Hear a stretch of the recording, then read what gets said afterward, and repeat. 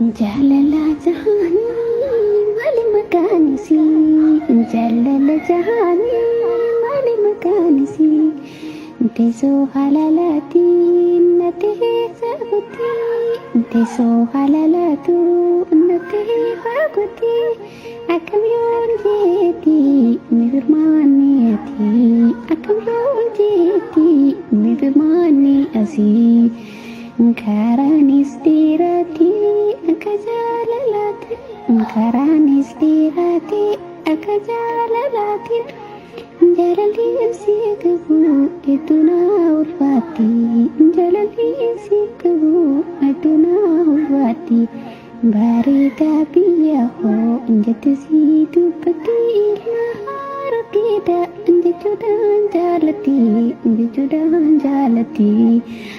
Harkee biyya koo tutungoo. Harkee biyya koo biyya hayyoota koo. Hedduu si jaalatti ilma biyya koo. Hedduu si jaalatti yaa ilma biyya koo.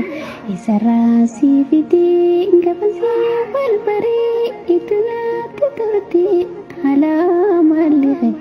Hedduu natti tolte alaa maallee. Anis jaalle ati waan beektu bonuun har'a dhiisi jaalaltiitu namtu.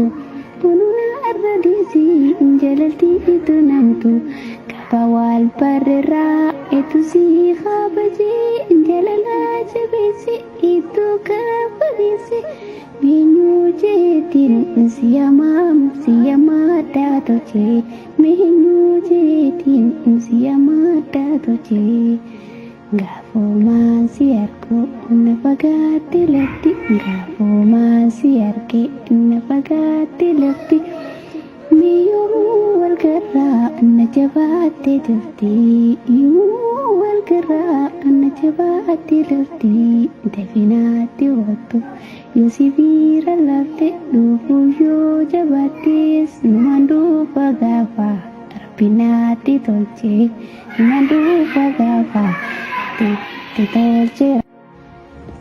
Jaalala jahaanii maali maqaan isii? Jaalala jahaanii maali maqaan isii? Teessoo halaalaati.